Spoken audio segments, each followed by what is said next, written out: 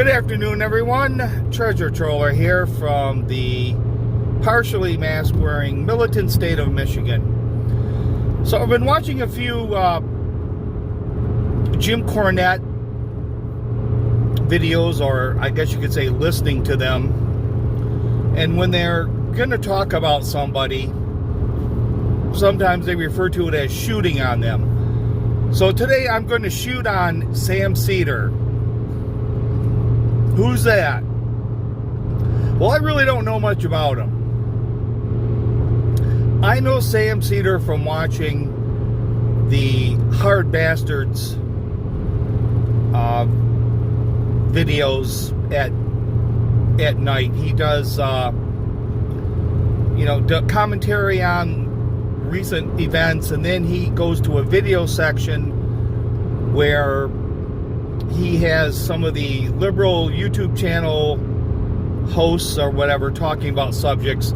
Sam Seder happens to be one of them. He does Young Turks, David Pakman, I don't know, some Ring of Fire douchebag, and then he has Sam Seder. So I don't know how I found it, but I happened to see, maybe it popped up, but Sam Seder talking about Meghan McCain, about a Twitter feud involving Meghan McCain. So I watched the video, and I'll post the tweet that Meghan McCain, that they highlighted on their show. And the first thing that caught me was he was talking about the quote from Meghan, but then at the bottom he didn't talk about this is false. And I thought, well, that's a little bit weird that they talk about everything, but what initially to me was the biggest part was that this is false. So what this involves is another guy on Twitter by the name of Steve Schmidt. And Steve Schmidt was part of the 2008 John McCain campaign, who found Meghan to be basically a spoiled brat, and at one time kicked her off the campaign. There's not a lot of warm fuzzies between the two. And anyways, Steve Schmidt had made a comment about what a disaster Meghan McCain's book was because it had only sold 300 copies. So Sam Seder started talking about this and making light of the stuff that was sold on Audible, and because it was an Audible, I guess you could say, product at the time, it was ranked high because, of course, Audible would push the products that are on their channel. I mean, which is sort of surprising. I would think that's exactly what they would do. So I wanted to look a little bit more into this to really see what the problem, what the issue was. And like I said, I went into the Steve Schmidt thing, and he was kind of divulging a little bit of information about the campaign, about some of the decisions that maybe Meghan thought were other people were actually made by her father. Kind of what a disaster the campaign was. Like I said, not a lot of good feelings between the two, but then I had to look a little bit more into this, and I found this article. And here's the title of the article, and I'm not sure how much of the actual article is going to be in this after I get done editing it, but the 300 copies represent hard copies. hard copies. Not digitally downloaded copies that you can get on Kindle or Audible or whatever. Hard copies. So it was a failure because of hard copies. Notwithstanding the fact that Dr. Jill Biden, her book sold 250 hard copies.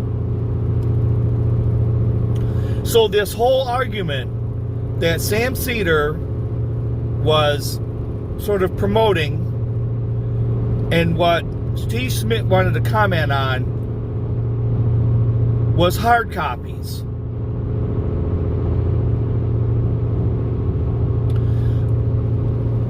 And I guess what gets me, it's sort of like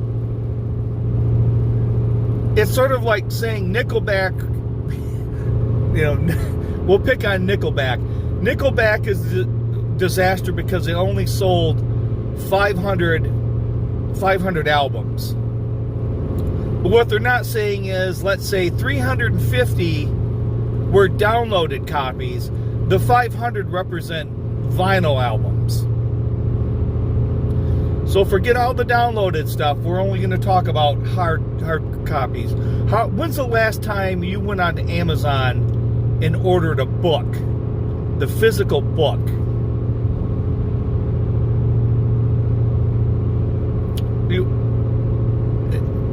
I just find it ridiculous, and I guess this is sort of what bothers me. And it doesn't matter that Sam is a big liberal YouTube channel. The fact that these people really can't give you the truth, that they want to get on there and promote an argument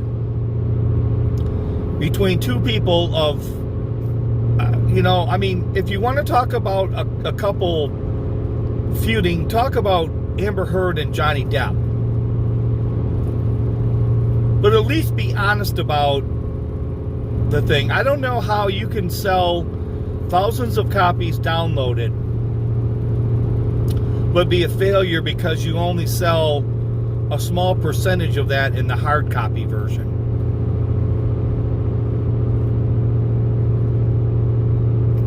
It doesn't make sense to me. But at least be honest in the argument and saying, well, it may have been a disaster, in the hard book era, selling the physical copies of the book, but it sold this many downloaded copies. But they can't do that. They got to keep up the fight. So, I think Sam Seder was a little bit slapdick on this, and just kind of being a dick for continuing this when he could have really just, rather than looking at a couple of tweets they were talked about on the YouTube, we waited all week, we talked about this on the weekend. They couldn't wait to get in the studio on Monday to have a good laugh about this, when if they would have spent a few minutes researching it, they would have found that this is a hard copy, and does it really matter?